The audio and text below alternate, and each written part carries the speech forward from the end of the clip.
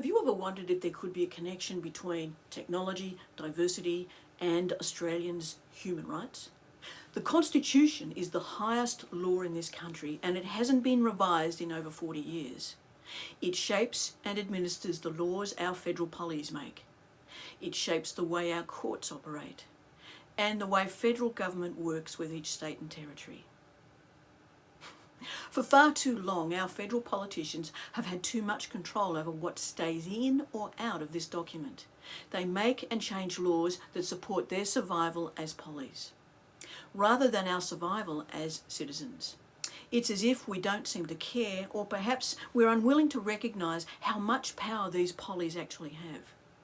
As an example, if a law is passed by a territory government, it can be overridden by a federal government, such as marriage equality and euthanasia. When a sitting federal government makes a law, it can be overturned by a new incoming government. For example, medical evacuations of refugees in detention centres, and the 8 laws associated with the so-named carbon tax. Ever since Federation, our human rights have become a wedge used by politicians to divide and separate us into left and right. The Constitution was specifically designed to exclude our human rights. We electors have unwittingly allowed this to continue on our watch. My obsession is to educate and inform Australians about what we have lost and what we could gain with a modern change. We have let ourselves down when it comes to knowing our own rights. My goal is to shift human rights from politicians to we the people, where it belongs, with us, not them.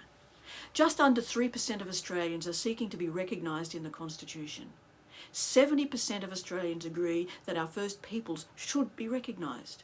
However, this is still a low priority for many Australians. Now, here's a thought. Why aren't we all seeking the same recognition?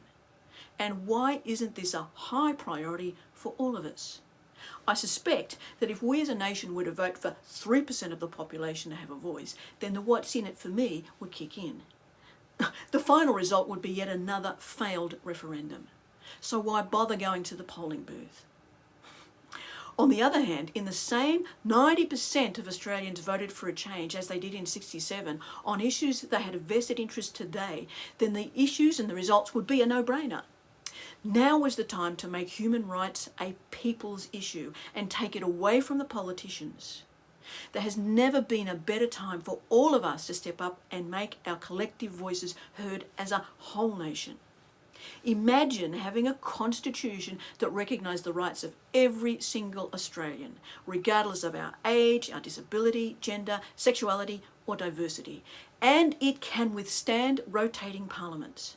Come and learn how we can use technology to secure a voice for everyone.